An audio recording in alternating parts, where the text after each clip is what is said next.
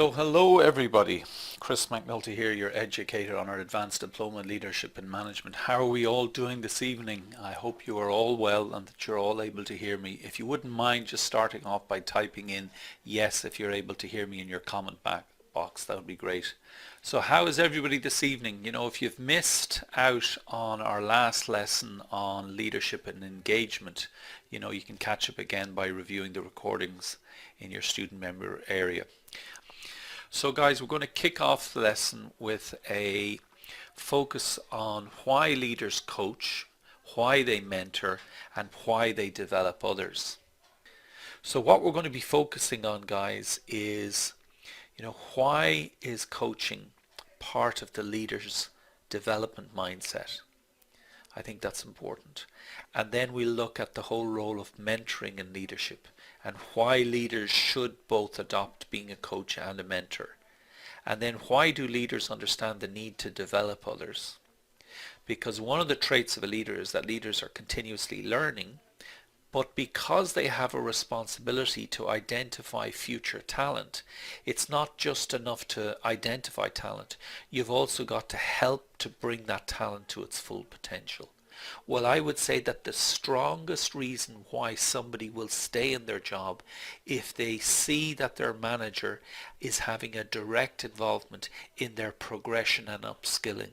And if they can get them certified and see that there's a career path that's viable and that it's something that matches to the vision, values and purpose of both the individual and the company, that's what you're looking for in alignment.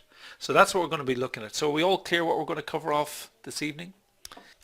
As I say, if any of you have any questions, please put them in and I'll try to give as many examples as I can to what we're covering, okay? So we start off with a nice quote. Now, Noel Tichy, he's an American management consultant and he's an author and an educator, and he's co-authored, edited and contributed to over 30 books. So he's been named as one of the top management gurus. He's an advocate of leaders being teachers as well as managers. He's also the co-author of the Warren Bennis of Judgment, How Winning Leaders Make Great Calls. And I'm just putting this little bio off him before I read his quote. And his book Succession says that most organizations' leadership succession plans are merely check-the-box activities which aren't appropriately executed and outlined. So with that, Tichy says that winning companies win because they have good leaders who nurture the development of other leaders at all levels of the organization. And that is why leaders look to have their own managers who have gone through a successful mentoring or a coaching phase take on the mantle to become a coach and mentor. It's like a self-fulfilling prophecy. When somebody has helped you to develop as a person and give you insights so that you can develop in your career, you then take that on board and take responsibility for identifying another talent, and it becomes that self-fulfilling prophecy. So it is quite powerful in that way, and that's why leaders coach, because it's part of that whole notion of wanting to develop and nurture talent. Can you see that, guys? Because it's important that you buy into this thing. So why do leaders need to coach? Well, Weintraub and Hunt, in a Harvard Business Review article calling 4 reasons managers should spend more time on coaching back in 2015, they make the case that managers need to find time to coach others. You know, there are going to be managers who coach and there's managers who don't. And leaders in the latter category, i.e. those managers who coach, leaders who aren't necessarily bad managers, but they're neglecting an effective tool to develop talent. So while there's the two-prong approach of wanting to help the person, there's also another reason: you want to develop talent. And they've been researching managers who coach and what distinguishes them. And what stood out in their studies with hundreds of managers who do coach their direct reports is their mindset. They believe in the value of coaching, and they think about their role as a manager in a way that makes coaching a natural part of their managerial toolkit. So they're not professional coaches, They are just line and staff leaders who manage a group of individuals. And they are busy, they're hardworking people. So why do they readily give coaching an important place in their schedule? And Weintraub came up with 4 reasons. The first one is they see coaching as an essential tool for achieving business goals. They're not coaching their people because they're nice. They see personal involvement in the development of talent as an essential activity for business success. Now, most of you are probably thinking, yeah, but managers tell you that they don't have the time to coach. However, time isn't a problem if you think of coaching as a must-have rather than a nice-to-have. Whether it's because they're competing for talent, operating in a highly turbulent marketplace, or trying to retain their budding leaders, or aiming to grow their solid players, they believe they simply have to take the time to coach. So that's one mindset, guys. There are 2 assumptions behind this belief. Firstly, that extremely talented people are hard to find and recruit. And if you're known as a manager who will help those people thrive, they will gravitate to you. Do you remember I talk about leaders never hoard talent? But if you get a name for developing talent and moving that on, you become even more of a precious person in your organization, because people will come to you to be developed, and then you can have your pick of the really talented people. So it's a win-win for everybody.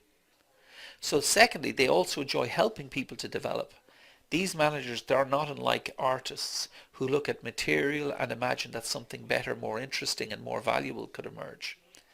They assume that the people who work for them don't necessarily show up ready to do the job, but that they will need to learn and grow to fulfill their role and to adapt to those changing circumstances. They're also curious. Coaching managers ask a lot of questions, and we're going to be doing that tonight. We're going to be looking at some of these questions. They're genuinely interested in finding out more about how things are going, what kinds of problems people are running into, where the gaps and opportunities are, what needs to be done better. Typically, they don't need to be taught how to ask questions because it's a natural strength. This curiosity, guys, facilitates the coaching dialogue. It gives the give and take between the coach and the learner, in which the learner freely shares his or her perceptions. Often they'll have doubts. We talk about mistakes and successes, and then together that relationship begins to reflect on what's happening. And remember, when you have a dialogue, you're in a much richer vein of learning, because you have somebody to act as a sounding board for your ideas and another person to be able to say, okay, I understand where this person is going. I'm learning. So really why leaders coach is that they're interested in developing and establishing connections. Do you remember we talked about the importance of building relationship? And as one leader stated, that's why somebody would listen to me, because they believe that for that time, I really am trying to put myself in their shoes. So what they do, guys, is they effectively do these 4 things. They encourage. The great leader doesn't try to make you think like they do. Everybody's unique. They embrace the natural ways you think, and they build off your own strengths. So you encourage, then you help people to be better decision makers. I think that's probably the one reason why people look to be coached, because sometimes when you do competency mapping in organizations and you're looking for leaders to emerge, one of the key competencies is that they're able to stand on their own 2 feet when their boss is away, and should the proverbial mess hit the fan, they're able to have the confidence to make decisions knowing that they've been schooled in. You can't go wrong if you do what's right for your customer. So you develop decision-making skills is one of the key things, and you don't make the answers for the person. A good leader knows how to evaluate an employee's decision-making blind spots. As good leaders, guys, you're going to have to evaluate an employee's decision-making blind spots. And many times it's not just the immediate decision that needs to be made, but it's the subsequent decisions that must be anticipated before circumstances force our hand. So you encourage, you help them to make better decisions, and then you expand tolerances. A great leader keeps close tabs on how much each employee is able to handle, so you don't overburden. Good leaders keep close tabs on how much each employee is able to handle, and they measure their performance tolerance thresholds by identifying how well they manage adversity, how well they operate under pressure, how well they're willing to accept new challenges, and their overall mental toughness. Because when you enable your full potential, guys, what this means is you're working on the areas that require further attention and development. And that is that the mentee will be able to rise to the occasion on their own.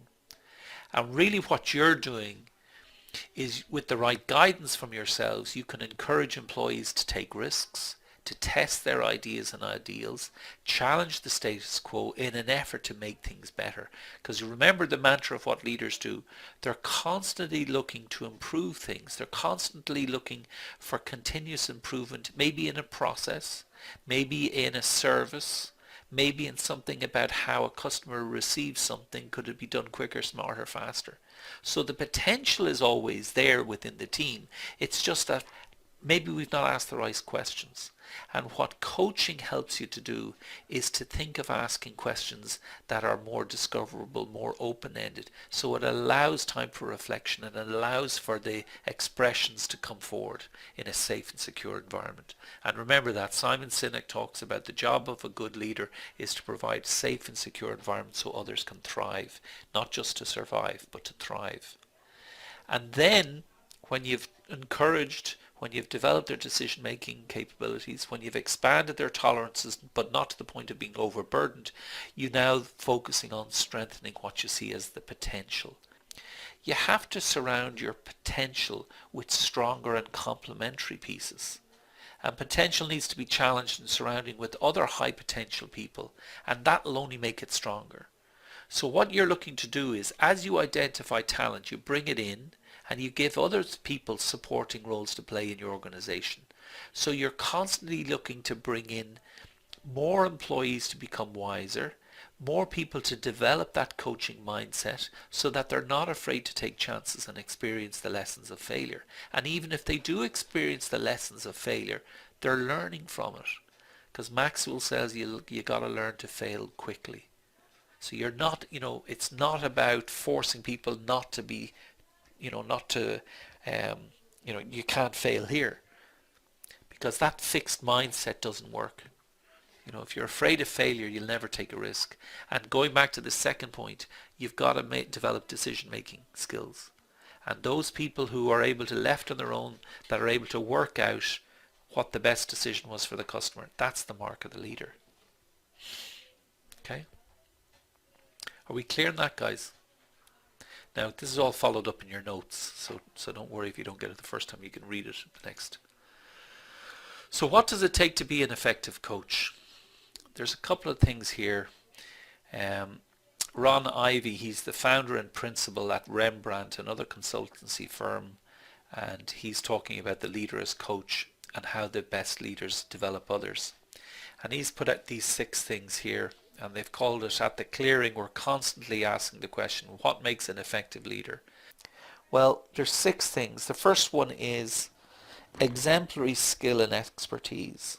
With any high-performing team, guys, you've got a coach who needs to set the example. And you need to set an example of skill and expertise in the craft of your business. So without this experience doing the core elements of the business, the leader can't have the authority to guide the group or to any higher levels of excellence.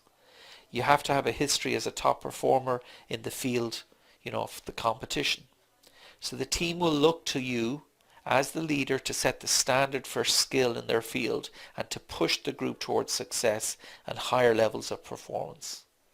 And this example then gives the leader the credibility to provide feedback in the personal development process of the individual team members. So you as leaders, you use your experience and your expertise to advise and assist your team members. Is that clear? You've got to be a role model in a sense. The second thing you've got to do is you've got to have a genuine interest in the team members' growth. While all performing leaders care about their teams, what sets the leader coach apart is their genuine interest in the growth and development of the individual members of the team.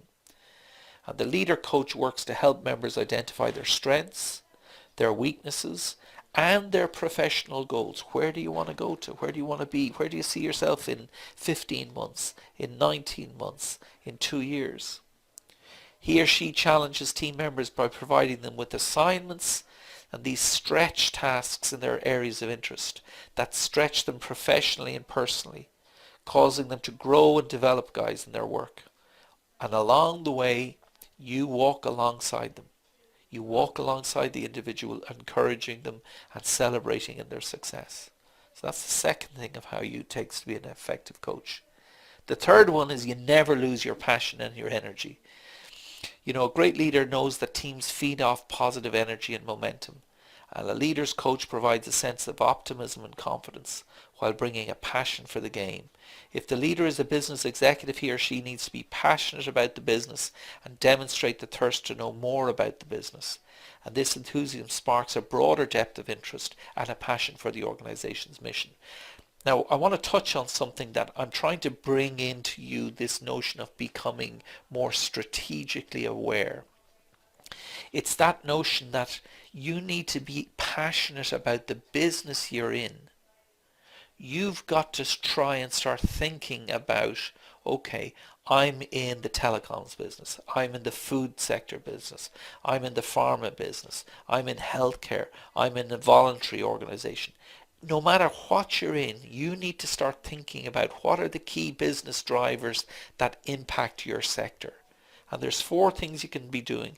You can be looking at your competition. You can be looking at the regulatory and economic laws that are going to be passed that may impact future success of your business. You can look at technology and what are the problems that need to be resolved in your business. And then what are the solutions to some of those challenges that technology may allow you to prosper. So these are the things your team members are looking for you to have expertise in. And it may well be that you won't have the direct answers yourself, but in your network, that's where you find your success and your answers. And it's through your passion and energy to being curious. Other people will generally feed you that information anyway, because you're a good person to know, because you're leading with integrity. You're able to open the door to them. So it's self-fulfilling all the time, guys. When you mentor and coach others, everything comes back to you anyway. You're building this knowledge and you don't hoard it, you share it. So the 4th characteristic of a great coach is loyalty. You know, an excellent leader coach knows how to build loyalty within the team. The leader coach gets the group to see the better qualities of their teammates and to play to each other's strengths. That's why I suggested last week that you go in and do your SWOT analysis with your team. Strengths, weaknesses, opportunities and threats. You then can start sensing some type of camaraderie and commitment to each other that transcends just the basic transactions and activities of the moment. And the leader coach sees individual persons for who they truly are, because now you're investing time into them, and we're getting below the surface of that top 10% of the iceberg, guys. We're now getting into the depths, and we're able to see each team member for these strengths that they have. And the leader coach creates an environment of fair play and respect for each team member's dignity. Self-sacrifice, demonstration of efforts lead to greater loyalty and team commitment in the mission. And I think it was Wooden, the famous basketball coach, who said, a leader who has loyalty is the leader whose team I wish to be part of. This is true of almost everywhere, you know. And then the framework, guys, the game plan. What's the game plan? A great leader coach knows that the team needs both theory and practical skills. So what we do here on a Tuesday and a Thursday. So how do we win against our competitors? They're always pushing the team to think critically about the game from the 10,000 foot level. When we talk about 10,000 feet, it's like jumping into a helicopter and going up 10,000 feet and looking down in your business and saying, okay, what's working, what's not working, you know. And then the last quality of the effective coach is humility and self-awareness, guys. And if you're going to seek to be a leader as a coach, you're engaging in a constant personal development process, guys. You recognize your own need for constant improvement. You want to be at the top of your game and bring others with you. You know, how many of you have seen the basketball film Hoosiers? And Gene Hackman you know, as the coach, he's trying to get the team to focus more on developing others than putting their own ideas and agenda forward, and requires a deep confidence and a strong interior life to know when to step out of the limelight and push others onto the court. Do you remember that film Hoosiers, guys? Gene Hackman. He takes himself out of the game at the last minute to give the struggling assistant coach, played by Dennis Hopper, the opportunity to lead the team through a difficult moment to victory. And this humility is the secret ingredient of developing excellence in others. Now, there's a similar story, I'll relate it to you at another time, when in real life that happened. One of the top football coaches, basketball coaches, he actually stood aside when his number two made a quiet observation that they should actually drop one of their key players in the last quarter, and it transformed the game. And your man gave him all the credit, actually. He was quite humble. So guys, you need humility and self-awareness. You need to care about the development of others more than yourself. Even though leaders are constantly learning and you're growing, when you're coaching and mentoring, it's about the team. It's about the person, the mentor. It's about the coachee who needs to be developed and given direction. So how do you coach your direct reports, guys? Here's 5 steps that I've put in here. You need to start thinking back to the people in your life who've recognized your potential and used their talents to help you discover and shape your own. That's why I asked the question about your teachers. Because really now, 20 years later, you're going back into your teams and you're going to do 5 things. You're going to start building a relationship. You're going to assess where the as-is situation now and where the coachee wants to be. So you have to start providing a direction. You need to challenge assumptions. You need to encourage, but you also need to drive business results. So how do you go about doing this? Well, first of all, when you're building a relationship, you're clear. You're very clear. Coaches must effectively establish boundaries and build trust by being clear about the learning and development objectives they set. And we'll come to that in a minute. Then direction. Where are you now and where you need to go? Helping others to gain self-awareness and insight is the key job for a coach. Assessments help focus on gaps and inconsistencies and current performance versus desired performance, words versus actions, intention versus impact, okay? Then you need to challenge thinking and assumptions. Thinking about thinking is an important part of the coaching process. Coaches ask open-ended questions, they push for alternative solutions to problems, and they encourage reasonable risk-taking. And then you support and encourage. And as partners in learning, coaches listen carefully.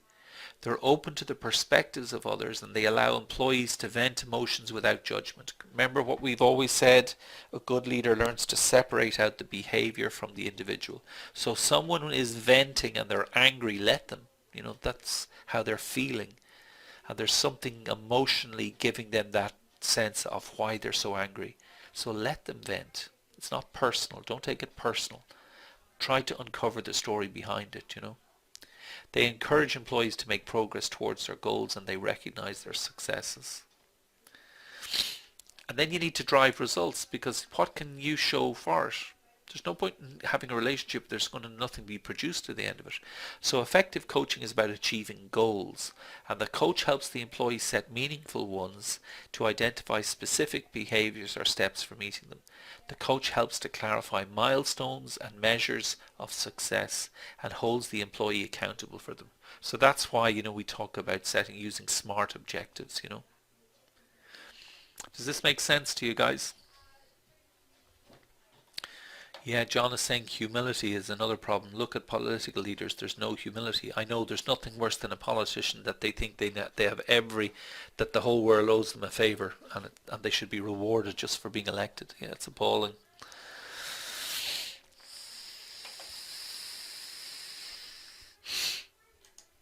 So guys, what's mentoring? How is mentoring different in leadership? Well, our friend Maxwell says one of the greatest values of mentors is the ability to see ahead what others cannot see and help them to navigate a course to their destination. So coaching, guys, I want you to think of coaching as being for the present. It's trying to resolve an immediate problem. Relations have a set duration. There's more structured in nature. Meetings are scheduled on a regular basis, and the focus is on improvement and on work-related issues, and it resolves around specific development areas. Mentoring, on the other hand, is for the future. It's an ongoing relationship that can last a long time. It's more informal and meetings takes place as and when the mentee needs guidance. The focus is on career and personal development, and it revolves more around developing the mentee. So can we see the difference between the two of you? If some of you struggled up to now to see what's the difference between coaching and a mentor. Coaching is on the present, on resolving an immediate issue, and then mentoring is helping the person grow in their career. So it's a more future focus. Is that okay? So why is mentoring, why does it develop leadership? Because it's giving you a further insight into what makes these people tick. So you're getting an insight from a leader that shows, why is this person coming to be mentored? What is their, so you can't help but be a leader. So why mentoring develops leadership is that it's self-fulfilling.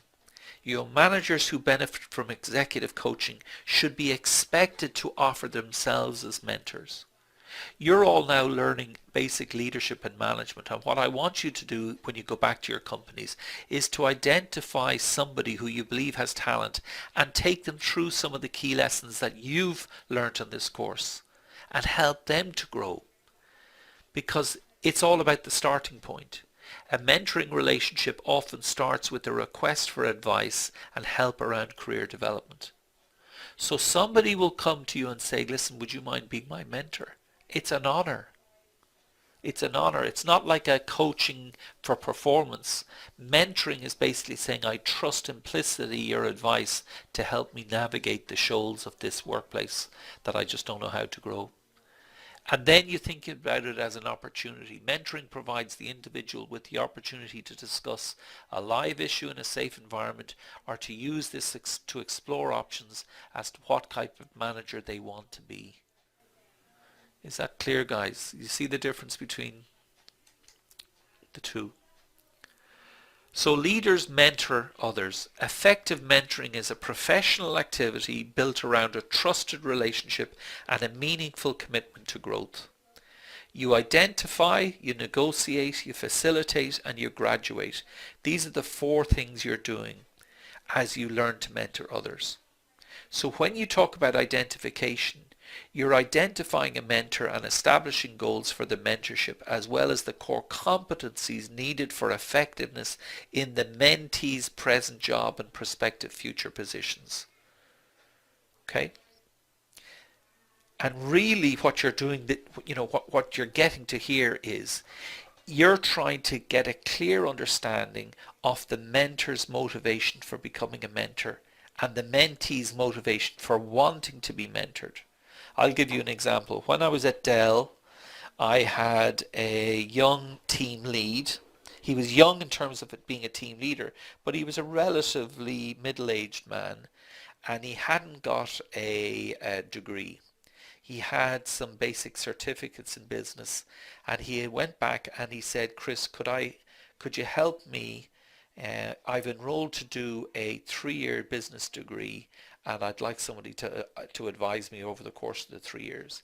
Now what was extraordinary was how short the 3 years spent, and he showed me his graduation diploma in his BA degree, which he got after 3 years of work. And we met once a month and we just discussed, and he asked me would I read 1 or 2 of his essays and give him some thoughts, and if I had a question he'd help, I'd help him answer it. And it's a great honor to be asked as a mentor, because what you're really doing is you're trying to enrich that person with your experience and with your career advice, and giving them the skills, working to enhance their performance and becoming the person that they want to be. That's really what that identification process is about. Then you move to the next phase, to negotiate, because in a sense you got to be very clear as to what you're going to identify and agree to work on. What are the desired outcomes? What are the ground rules and logistics that will guide both of your work together? A formal contract or memorandum of understanding may be established during this phase, or a simple dialogue about expectations as the mentor and the mentee work to build trust and create a shared understanding. Now, it is important for both parties to clearly communicate their expectations and to be realistic about the commitment to oversee the relationship, you know, because the mentor is going to have the time to make himself available or herself available. And then there's going to be, there may be homework to do, there may be periods of self-reflection to do on the behalf of the mentee. And there also needs to be an agreed exit strategy should it turn out that, it's not working out. So both parties are clear about how and when the whole mentoring relationship can come to an end. And then when we talk about facilitation, it's the mentoring plan. It's being implemented during this facilitation phase. And while mentors advise based on their knowledge and experience, they also can refer to others when they don't have sufficient expertise on a particular topic. So really what's happening is that the mentee is getting the experience of the mentor's wider network. They can put you in touch with somebody who's got the answer to that question or has similarly gone through a similar difficulty but has come out the other side. They provide relevant examples and exercises to help the mentee manage weaknesses and build on their strengths. And it happens through regular feedback and constructive criticism and periodic evaluations of progress. So guys, the final one then is to graduate, and it is important. Ending a mentoring relationship typically happens once the initial goals of the partnership have been successfully attained. And sometimes the mentoring relationship will end due to a mismatch of personality, expertise or values or some irreconcilable differences. I didn't get that job. I was expected to get the job. You were supposed to help me. Whoa, there. I wasn't supposed to help you. I'm advising you. How you handle that interview process is up to your own buddy. But this is the human frailties in which people sometimes do the blame game. When ending a mentoring relationship, you should provide a summation of the experiences to one another, and it should be up to each of you to thank both the mentor and the mentee for their time and their knowledge. And it's also appropriate to keep in touch with mentors and discuss career progress over the years. And in fact, many mentoring relationships evolve into long-term professional friendships. Now, you don't have to think about developing everything has to be personal, but you do take an interest in people. And I know people who have had a mentor all of their life through their professional career. And literally at the end, when they go to those people's funeral, it's like a death in the family because they've been there for them for over 20, 30, 40 years. So guys, if you're interested in becoming a mentor, if you're interested and willing to mentor others, how do you make some time to spend with the mentees on a regular basis? You've got to be sure that there's a payoff to them, and you and your organization should be very clear as to how you go about kicking off that mentoring assignment. But it is a great honor, and I think all of you should do it. If you're getting something out of this course, can you imagine some of the nuggets of wisdom you can pass on which would help somebody to avoid reacting to a manager who's displaying ignorance? Because it's only their behaviours, it's their passion. They don't know how to deal with it. You can step around and begin to understand what the hell's going on, okay? Samantha's saying some companies get external mentors. Absolutely, yeah, to have weekly sessions with the mentee. What's in it for the mentor? Well, the mentor is passing on their experience. They've already learnt it. So it's no skin off their nose. They're also learning because they're finding out what's going on in each sector of business. So they're able to, use those insights to help mentor others. They're constantly learning as well. So what are some of the habits of effective mentors? It's all about the honesty and the preparation, providing objectives, being available, keeping on trend and being genuine. So what do we mean by preparation? Preparation is ask your mentee what topics or subjects he or she wants to talk about beforehand. So be very clear as to what it is that you're going to be covering. Then you need to be, in a sense, address issues of availability. Your mentee and mentor must feel comfortable approaching you for advice and consultation. So you have to have type of an agreed where are the times that you could be made available. You have to have honesty and diplomacy. Any questions that aren't addressed can lead to concerns and problems. So you owe it to the mentee to be candid and straightforward with him or her. You know, I'm not here to be your friend. I'm here to advise you. There are certain truths that you must wake up to, and you must look yourself in the mirror and say, why did this situation go that way? Because you did not do what you should have done. You didn't lead with integrity, whatever the example is. But you need to be honest. And then what I've called here keeping on trend. Continual learning is essential if you plan to continue to be an effective mentor. Always keep an alert eye on trends, topics and developments in your sector. It's like my wife. My wife likes nothing better than to know that she has changed the furnishings in the home, and then a month later she buys one of the home magazines and finds that she's on trend, as in they're all the color schemes she's used, whatever, and she gets a great kick out of knowing that she's on trend. That's what leaders do when it comes to mentoring. They're able to advise the mentee because they're keeping on trend what's happening in their sector. They know their competitors, they know the regulatory environment, they know the technical challenges, and they know some of the technical solutions to those challenges. And then they're always objective. You know, you don't owe your mentee any favors, and she or he doesn't owe you anything except your thanks. And it's in that sense of objectiveness that you can get the job done. And then be genuine. You know, we always talk this about the leader. The leader's walking the talk. Be selfless about sharing what you know, keeping your goal in mind to remain worthy of someone's trust. And Simon Sinek and John Maxwell says there's nothing more powerful than somebody giving you their trust. And so you don't abuse it. Everything is confidential. Everything is confidential in both a coaching and a mentoring relationship. You cannot let other managers and other people know of the discussions you've had under that relationship. It's just not on. It has to be actually something in which you're willing to keep to yourself and get advice on. But that's why you have to be honest and diplomatic, you know. So how do you be an effective mentor? Well, 5 steps here. You know, set a good example. You know that already. You be a model. The idea that one person can thrive by finding inspiration in and striving to emulate the traits of a more successful, you know, entrepreneur or leader. Be open to learning. Leaders are continuously learning, and it's invigorating for them to be exposed to both new technologies and fresh business models. That's one of the reasons why mentors mentor, because they're getting these insights, really deep insights into these companies and the people who are working in them. And then access to your network. Nowhere is the phrase "it's who you know" more pertinent than it is in mentoring. Because if you're looking to resolve an issue, the mentor can say, yeah, I know somebody who went through what you're going through. Let me approach them and see if they'll give you 15 minutes to take you through what they did. You're lending an ear. Effectively, that's what you're doing. You're being empathetic. Give a mentee a chance to work out through obstacles, the puzzle out the problems on his or her own time. It's sometimes the best way to help somebody succeed. Don't just jump in there. Through a series of questions you can ask them what's going on, discovery questions. Would you think you would have handled this differently if you did something differently?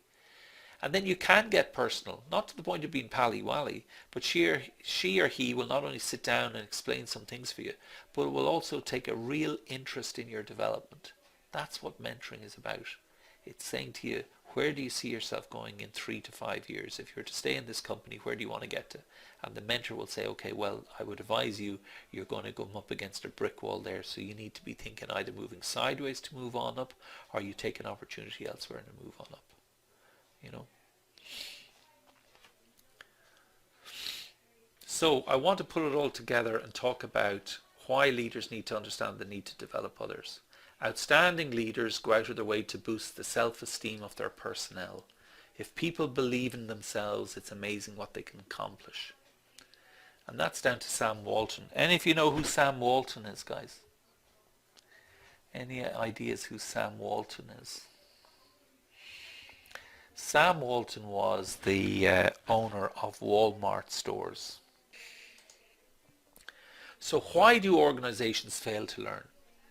And Cernot, you're saying there, you know, you've a number 2 in that position who doesn't share. She hoards all the information and she's about to retire.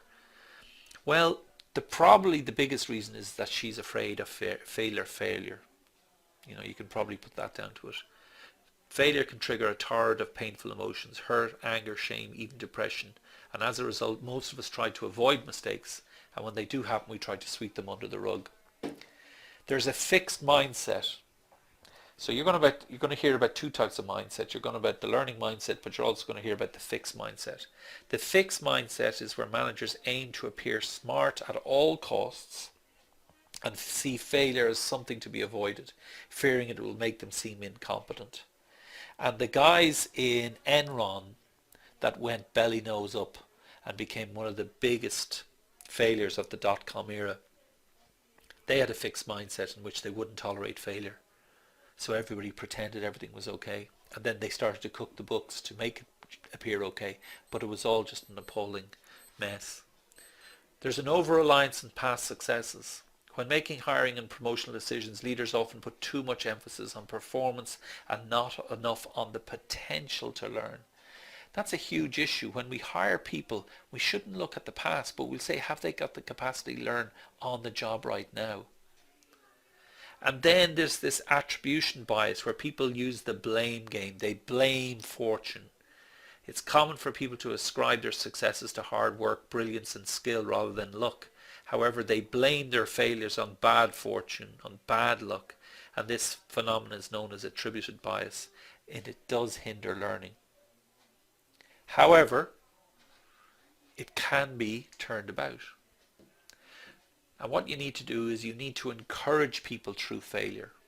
You need to start destigmatizing failure. You constantly emphasize that mistakes are learning opportunities rather than a cause for embarrassment.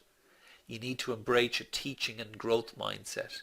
You need to challenge people's thinking about whether people can improve. Of course people can improve. You consider potential when hiring and promoting. Considering somebody's potential to improve will almost certainly surface candidates who otherwise would be overlooked for jobs and promotions. That's why leaders are continually looking to develop talent. You use some data in your approach. Leaders know that data is critical to uncovering the true causes of successful performance, but they don't always insist on collecting and analysing the necessary information. I'll give you an example. There's probably some of you out there right now who don't start your day off particularly well. You have your cup of coffee and then you go in and you tackle it, and you might open up your notebook and you say, oh, this is what I need to do today. And yet there are other people who are extremely good at managing their time, and they seem to have this uncanny ability to know every part of their day. It's in a record. They've got a lot of tasks on their schedule on their desktop.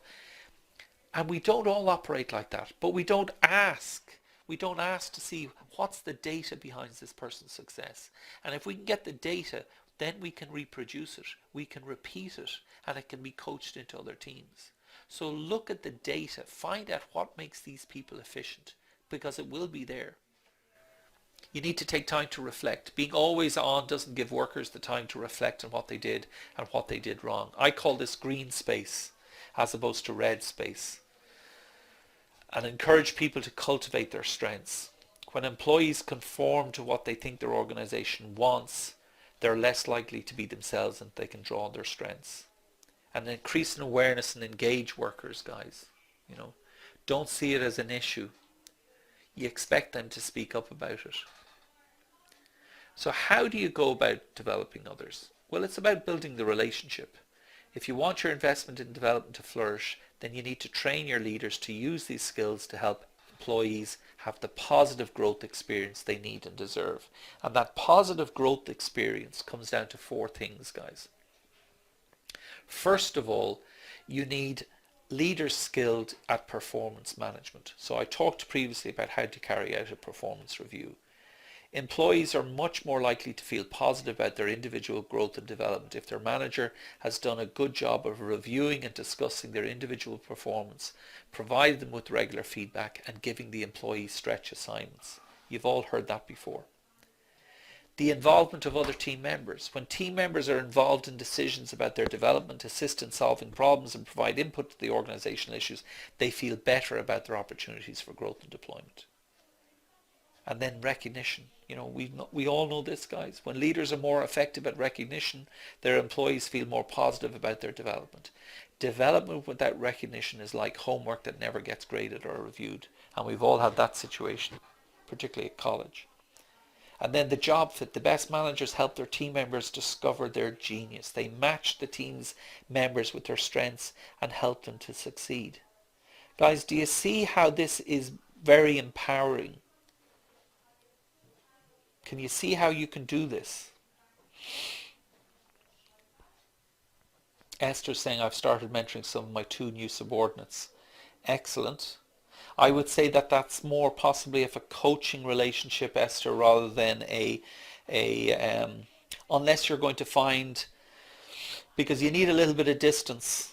You know, typically you can mentor somebody outside of another team, but in this case you're coaching. Now there's no harm in this because you're still developing people.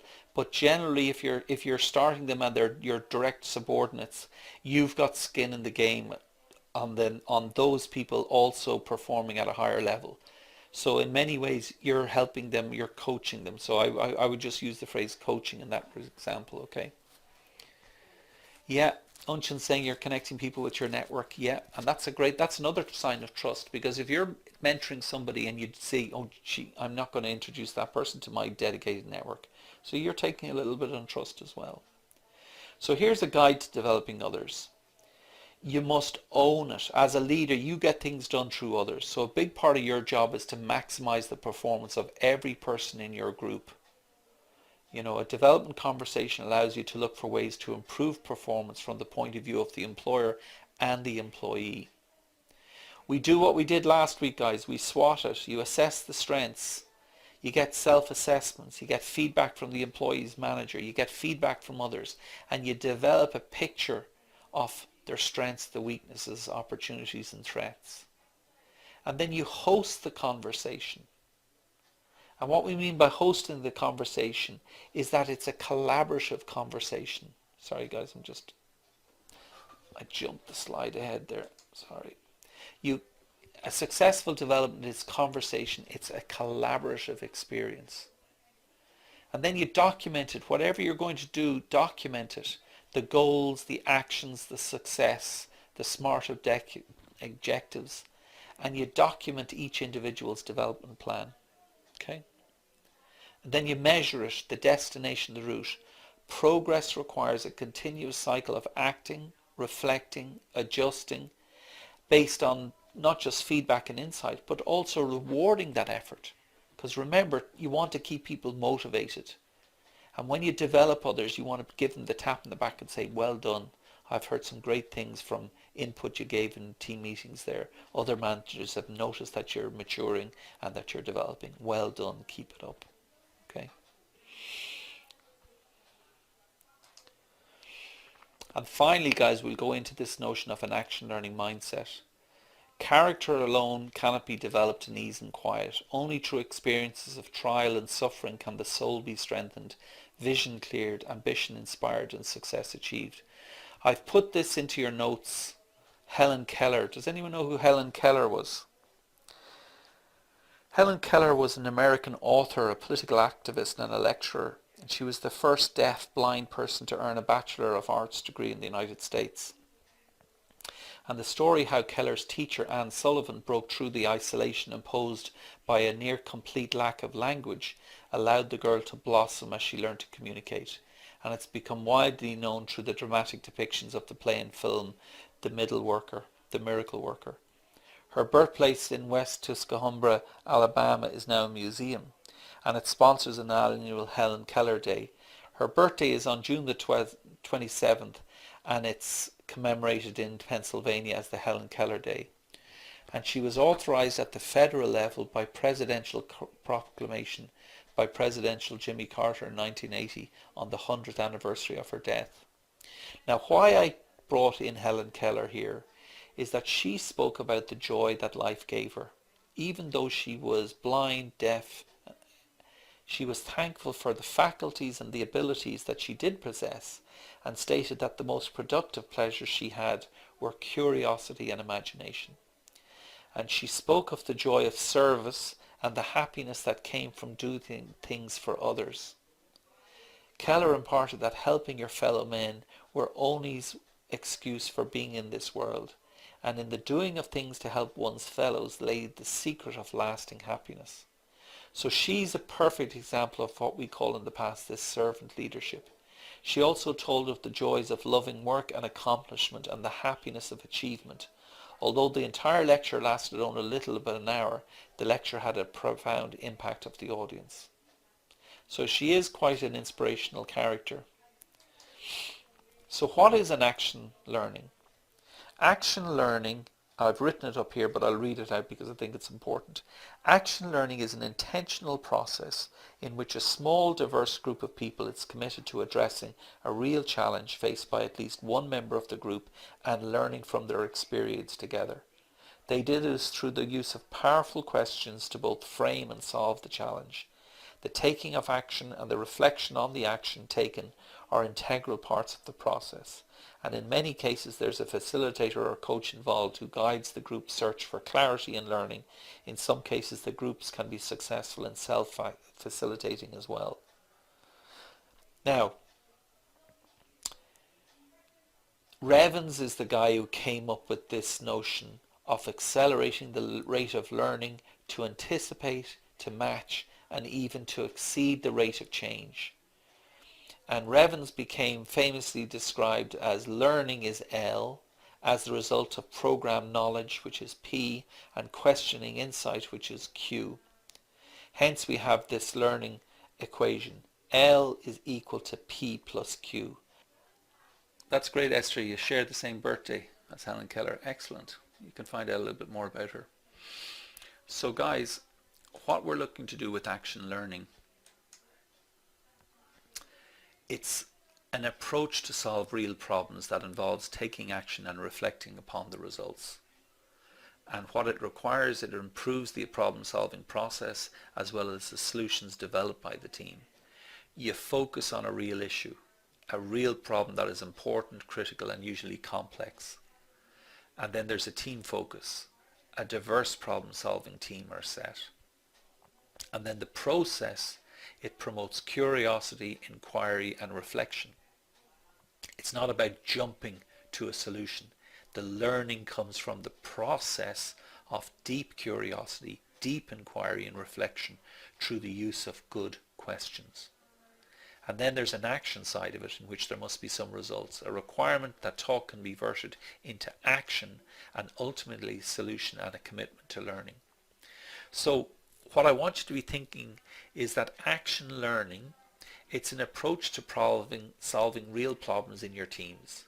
And it takes action and reflection upon the results which help to improve the problem solving process down the line. And Reg Revans, this guy, I'll type him in again just so you know his name. Reg Revans. Reg Revans is a physicist at Cambridge University, and he's the founder of Action Learning. And he observed that if organizations don't learn faster than the rate of change, they won't survive. And Revans is one of the first pioneers in experiential learning. And we know from research that the vast majority of learning comes from experience. It's from the actions we take. And the second most important means is the coaching we get from managers, mentors, peers, and trained coaches. So action learning combines both learning from experience and coaching into an intentional, disciplined, and repeatable problem solving and learning method. So that's why we look at these six: the approach, what it requires, focus, a team focus, a process, and some actions. So let's see some of the questions that go with this, guys. It's based around what Carol Dweck talks about, developing the learning mindset of, owning it, taking responsibility for your own learning and development, having an intention to learn, where there's an approach for new assignments, opportunities with openness to experience and positive intention to learn. You're getting regular feedback, you're seeking and using that feedback. There is an awareness of strengths and areas for development, be developing a clear understanding of your strengths and areas for development, asking great questions, always reflecting, and observing and learning from others. Whereas these leaders experience more growth and contribution to organizational success than leaders who don't have these attitudes towards learning. And in a growth mindset, it's the total opposite to the fixed mindset. So Enron as an organization had a fixed mindset. Challenges were avoided. Obstacles you give up. Effort, there's no point. Criticism you deflect. Success of others and they feel threatened. Whereas in a growth mindset, intelligence is developing challenges into embraced. You take the embracing of these challenges and you say, right, we don't want to settle for the status quo. What's the solution to the challenge? You handle obstacles with fortitude. With effort, you work hard. From criticism, you learn and you celebrate the success of others.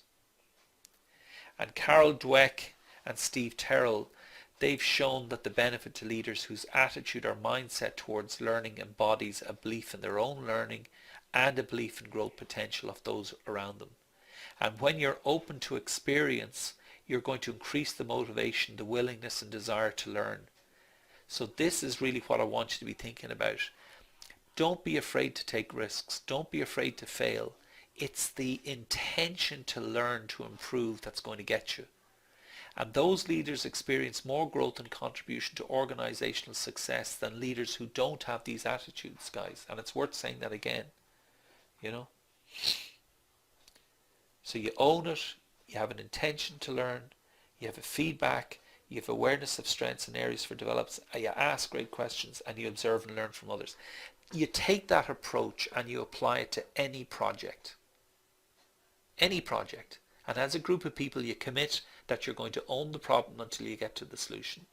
You have an intention to learn. Each of you are going to get regular feedback on your input into the project. You've got an awareness of the strengths and weaknesses in your teams and what your own areas for development that come out of the project. You're continually asking the right questions and you're observing and learning from each other. Why wouldn't we want to work like this? Like it's collaboration. So there are three sets of action learning questions you want to be thinking about, guys. And I've put all of these into your summary notes. You know, asking powerful questions is the essence of great coaching. And the following are questions gathered over many years. And you can make these your own. So there's context questions. These draw out the facts and concrete objective characteristics of the situation. They establish common ground for leaders to think together, and they clarify the elements of the challenge. You know, what's happening now? What's the current situation?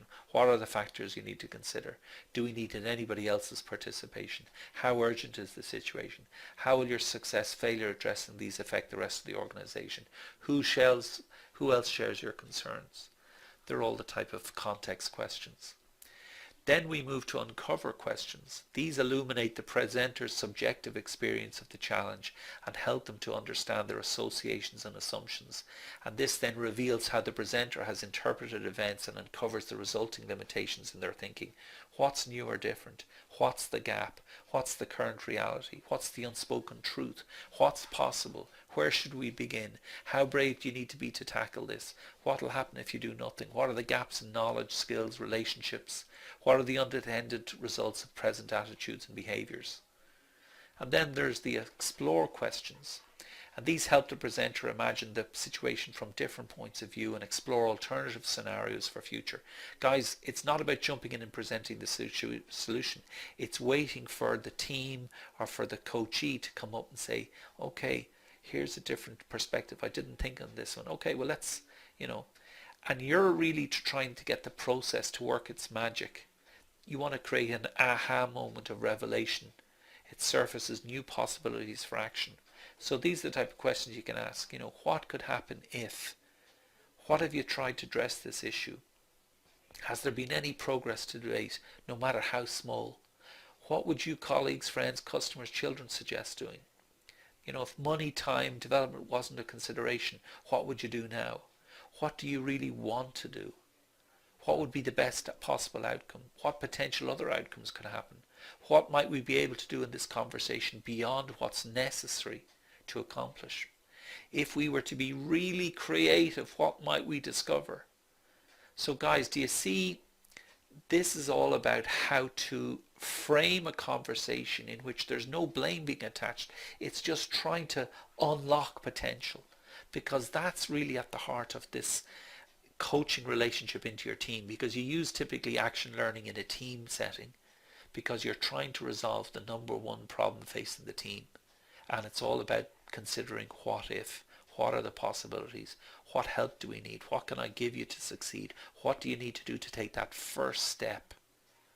And then you want to try and help people to get to the action, the decide questions. What needs to happen now? What's the action do we need to take? What's the most important step? What should be done first? How will a particular action contribute to the achieving of the objective? What will the consequences of your plan be if? How would your plan affect here and now? Who will be responsible for? Who else do you need to enlist as a result of our discussion here today? Who needs to know the outcome of our time together? What will be your report? Who will report our plan? How will you report it? What resources do you need? So guys, these are all just by asking questions and having the right framework in which everybody's being humble, but allow the creative juices to flow. This is really what action learning is about, okay? And the context of action learning is you get upfront agreements. And you need a facilitator or a coach who establishes some agreements with the group to ensure that they understand its purpose, what they can expect to gain, what's required of them to have a successful experience. And action learning groups usually require a commitment to participate for a period of time, usually 6 to 8 months. This isn't a short term, we need to bang and get it done, wham bam, thank you ma'am, it'll be out the door in 3 weeks. Because these are serious transformational change issues that really are looking to unlock the full potential of the team. And that's why you focus on the really big critical issues. It is critical because making time for these meetings is the most critical success factor. And typical agreements address these issues. You need to show up. Regular attendance is needed to accelerate the group's development. You need to own the challenge, being real work accountabilities into the group. You start slowly. New members should bring along projects that they feel comfortable addressing. It's important to build trust and a skill before members exhibit more vulnerability than they or any others are ready to handle. But it's really an action learning project is going to involve an awful lot of you into deeper insights into how you eat each other's work. And when supporting others in the peer group, coaches need to zero themselves out. So you need to have the 0-100 model of partnership. It's not about you, the coach. It's 100% focus on the team. You focus entirely on the presenter's challenge. And presenters need to be 100% present and allow others to support them in their exploration. Like you all know now, you listen with empathy. And to participate with empathy, you need to put aside your own assumptions and biases. And the participants need to share their challenges without interruption, leading questions or judgmental reactions. Perhaps the greatest thing about letting, in action learning is let go of solutions. Action learning groups that meet over time develop the ability to get beneath the surface of a challenge, examining limiting assumptions, and they find new opportunities. But they do it by letting go of having the right answer. And when you let go and say, I don't have the right answer, whole new pathways come up. I don't know if any of you have done it, but I do this with teams. I ask them to say, what is the problem you're facing? And then we blue sky and we say, okay, if we were to have the perfect team, what would it be it? And you say, well, here we are now, and here's where we next to. That seems to be a problem. Now, how are we going to close that gap? How are we going to get the skills for us to address this problem? And then and only then, when you've got to get all the groundwork in place, do you start tackling ways of how you're going to support the problem. So you never jump into the solution because it may be the wrong solution. So you let go of solutions. And then, most of all, for it to work, you maintain confidentiality. Everybody has to be explicit that confidentiality is the key to building trust. The group needs to be absolutely explicit with what can and can't be discussed outside the meeting. Any concerns about breaches need to be addressed immediately. And then the last part is you focus on questions. A key benefit of action learning is developing the ability to ask great questions. The ones I gave you example, they're all in your summary notes. Questions often open up thinking and encourage the learner to be responsible to find their own answers. And advice effectively closes down options and short circuits the learning process. So collective brainstorming or suggestions work best in small doses later in the process. So it must end in somewhere. What does it end in? It ends in action, guys. And at the end of each session, the presenter comments the high leverage actions. Results and lessons learned get reviewed at the next session. And this accountability is important because the group will learn more about their challenges over time and get to deeper patterns that must learn to change how to affect changes in behavior. So it's a powerful piece, and you can read more about it. Go back to that guy, Reg Revens. So guys, what we covered tonight was, why coaching's part of the leadership's mindset, what the role of mentoring is in leadership, and then why leaders need to understand and develop for others. And then we need to develop an action plan, an action learning mindset. How do you think you did there tonight? Some of that is quite heavy in terms of content, but I needed to ensure that all of you at least have the basics now of what the difference is between coaching and mentoring, and then how do you go about it, and how do you start to build those rewarding relationships. And it is an honor to be asked to be a mentor and to coach others, guys. Okay. So guys, any questions for me? On Thursday we're going to look at some of these, and we're going to look at the practicalities of how we go about coaching and mentoring others. Any questions for me, guys? So Cernit is asking, where does teaching leadership stand? Is it in coaching or mentoring? I think it is in understanding that building relationships, learning to engage with your team is the starting point. And then how you engage is you then embrace coaching, you embrace mentoring, and you embrace being respectful of others so that you're no longer seen as a threat. You're not the position of authority. You're actually making yourself into a servant leader, but you're looking for people to join you to transform your culture, to start leading with purpose. And that's where I'd say where teaching leadership stands. It starts with understanding what do we mean by leading with purpose. Okay guys, I'm going to leave it there. Great talking to you this evening. Take care.